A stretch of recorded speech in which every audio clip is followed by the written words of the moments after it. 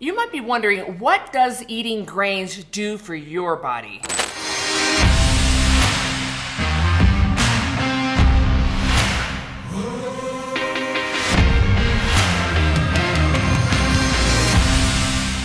In this video, we'll talk about the side effects of grains and what it's doing to your body the moment you digest it. And then we'll talk about the surprising places where they hide grains.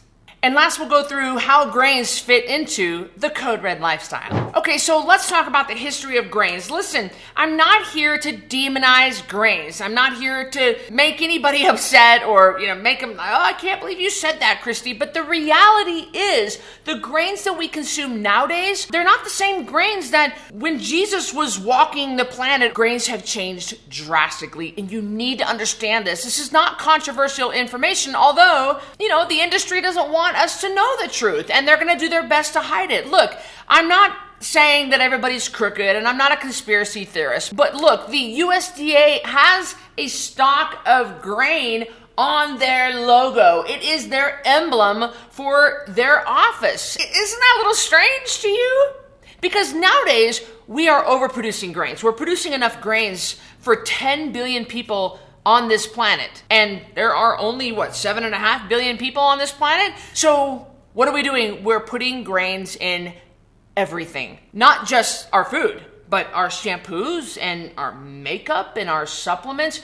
Grains are used for a filler. They're in everything. So by us being exposed to all of these grains, our bodies are now producing antibodies. We're having this severe reaction to it. So what happens when you have a reaction to grains? With me, I don't have a severe reaction to grains. I can metabolize them, I can digest them, but that's not to say that it doesn't still beat up my body.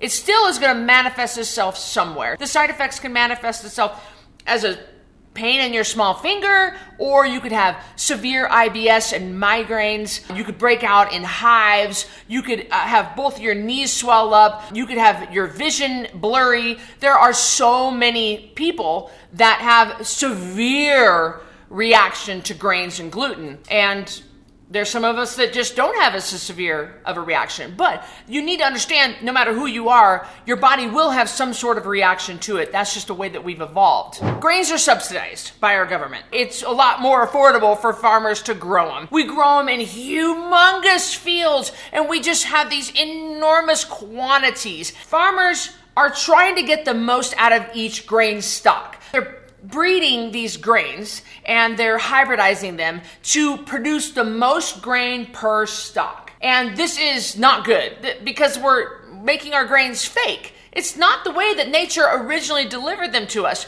And plus, the soil is devoid of nutrients. And that's another video for another day. But you need to understand that the way we are crossbreeding these grains and the way that we are growing them, we're growing them fast, we're harvesting them fast, we're doing it violently, which you're probably thinking, Cristy, really? You're going to get that woo-woo?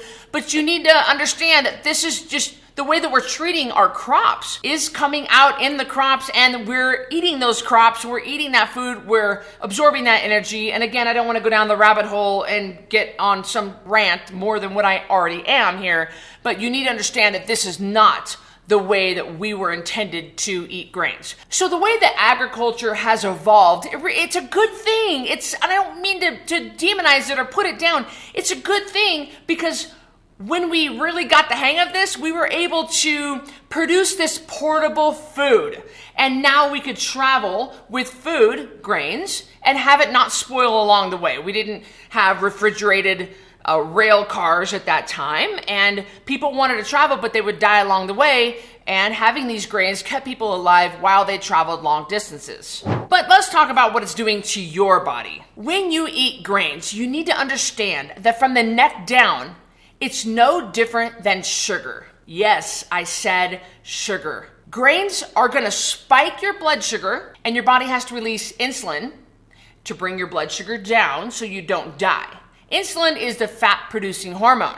So in the presence of insulin, you cannot lose weight. We need insulin, but we only need a small amount for a very small amount of time. Then we need it to get out of the way so we can burn fat. That doesn't happen when you eat grains. When you eat grains, your blood sugar shoots through the roof. And by the way, I've done experiments on this on myself, And I have noticed that I can eat some bread and my blood sugar actually spikes higher and faster than if I had a bowl of Fruit Loops. I'm not kidding you. It's crazy, but that's what happens. So our body brings the blood sugar down, and it takes a long time to get that blood sugar back down, and it takes a long time to get that sugar out of our body. So grains have a high glycemic load, a high glycemic index, and require a lot of insulin to bring your blood sugar down. It's very, very difficult on your body to digest grains. Listen, I want to hear from you. Comment below and tell me, what did you used to think about grains when you were growing up? Because we were all taught, the food pyramid, you got to have 9 to 11 servings of grain a day. Were you taught that? Comment below. I want to hear what happened to you. Grains are devoid of nutrition. They're very calorie dense, so they have a lot of calories, and they're also going to trigger hunger. They're going to want to make you want to eat more. And did you know that after eating grains over time, it actually changes the architecture of your brain?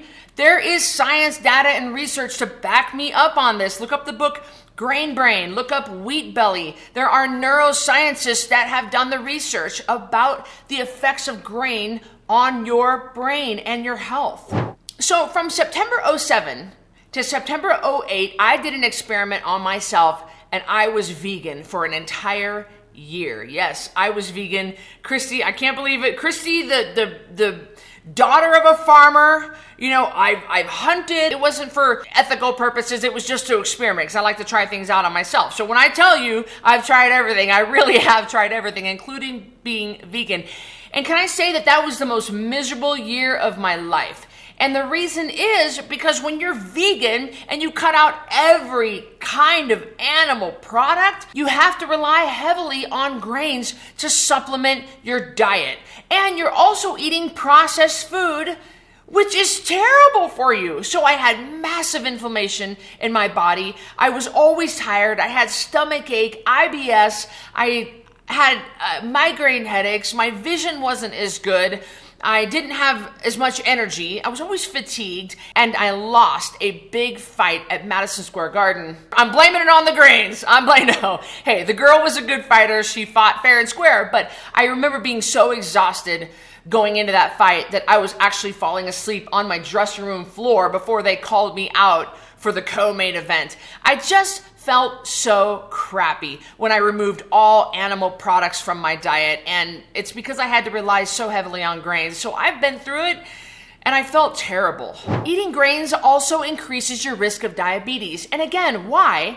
Because once you swallow it, your body treats it like regular sugar. That's what it does. It's going to spike your blood sugar, and then it requires the pancreas to produce insulin to bring your blood sugar down. Well, when you eat a lot of grains or sugar, you're beating up your pancreas constantly. You're asking it over and over and over and over and over for more and more insulin. And pretty soon, your pancreas is not used to this, because that's not the way we were created. And it just gives up. And that is how you get diabetes. And that is a road you do not want to go down. That is 100% lifestyle related. Type 2 diabetes? Yeah, 100% you did this. I don't mean to blame you here, but I'm telling you what you need to hear, not what you want to hear. And yeah, if you get pre-diabetes or type 2, that's you. On the 10 Pound Takedown Challenge, we talk about this. I talk about grains. I talk about lots of stuff. I'm going to come live to you every single day and teach you something new. And that way you understand the nature of the trap. And from there, you can decide whether you want to continue on that path or take a different path of real food, water, and sleep. You choose. But once you're educated, now you can really make a good decision. So I encourage you to join the 10 Pound Takedown Challenge. We have them every month. So if you missed the last challenge, you can always catch the next one. And let me show you a better way. It is a lot of fun. It's a lot of stuff you get. And we would love to have you try it out, dip your toe into the lifestyle, see if it's for you. But we think the proper human diet is for every human on the planet. Let me show you a better way. So click below if you're interested in the next challenge, and I'll see you on the next video.